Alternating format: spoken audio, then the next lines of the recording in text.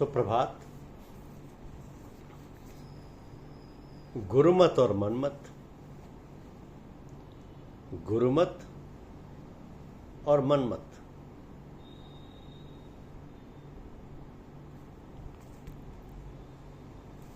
साधना में साधारण तौर पर कहा जाता है बैत होना। अब बैत होने के मायने बिक्न। जैसे कोई चीज बेच दी जाती है तो फिर बेचने वाले का उस पर अधिकार नहीं रहता है। इसी प्रकार जब कोई बैत हो गया तो उसका अर्थ है कि उसने अपने आप को गुरु के सुपुर्द कर दिया, समर्पित कर दिया। अब वो जैसे चाहे वैसे चलाए, ये आचार्य के अधिकार की बात है। ये सब कहने में तो सरल है, मगर है लोहे के चने चबाने जैसा। बिरले ही पार हो पाते। ईश्वर ऐसी दया कृपा करें जो उस मार्ग में बस पालो। इस प्रकार साधक अपनी मनमानी नहीं कर सकता। अब तो वह गुरुमत हो गया, और यदि मनमत रहा अर्थात मनमानी करता रहा, गुरु के आदेश और उसकी आज्ञा का और नियमों का पालन नहीं किया, तो फिर मामला गड़बड़ हो जाता है। साधना में विघ्न पड़ जाता है। तमाम अड़चन है, झंझट और परेशानी और खड़ी होती है। मन तो चंचल ही है। कहा है ना कि मन के मते न चालिए, मन के मते अनेक। जो मन पर असवार है सो साधु कोई एक। तो मन है क्या जो इतना विकट और चंचल है? मन ही तो है जो हमारे शरीर रूपी कारखाने का संचालक है।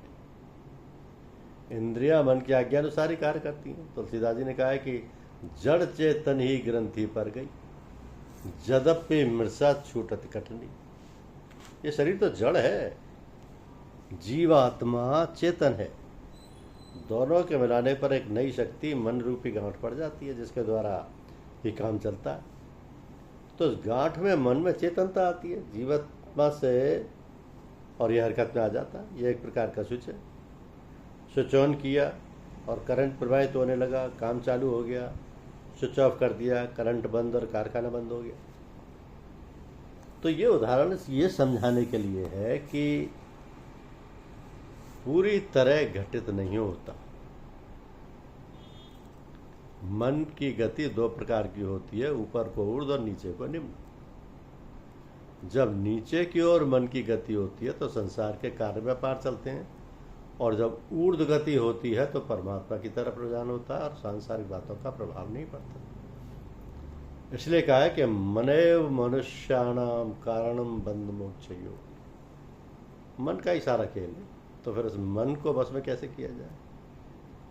मन बस में होता है अभ्यास और वैराग्य से। करत करत अभ्यास के जड़मत हो सुझा, रस रियावत जात से सिल पर पड़त इंसान। ये सारी साधारण सी बातें हैं जिन्हें सभी जानते हैं। तो मन हमारे अंतःकरण का एक अंग है। हमारे अंतःकरण के 4 कार्य व्यापार हैं। इस प्रकार अंतःकरण चतुष्टय कहलाता है। अंत माने अंदर, करण माने साधन।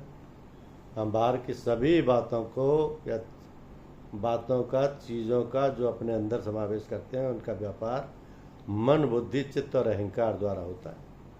मन संकल्प विकल्प करता है, ऐसा है, ऐसा नहीं है, वैसा है इत्यादि। बुद्धि विवेचना करती है कि ऐसा है, ऐसा होना चाहिए, ऐसा नहीं होना चाहिए। तो बुद्धि द्वारा जब ये निश्चय हो गया तो चित्त पर वह अंकित हो जाता है। तब अहंकार की मोहर लग जाती है कि हाँ ऐसा है और हमने किया। इस प्रकार चित्त में संस्कार पूर्ण रूप से अंकित हो गया। तो यही संस्कार हमारे जीवन मरण के मामले में सहायक और साधक बाधक बन जाते हैं। बड़ा सूक्ष्म है ये मामला, बहुत विस्तृत योजना, बड़ा भारी कार्य व्यापार है।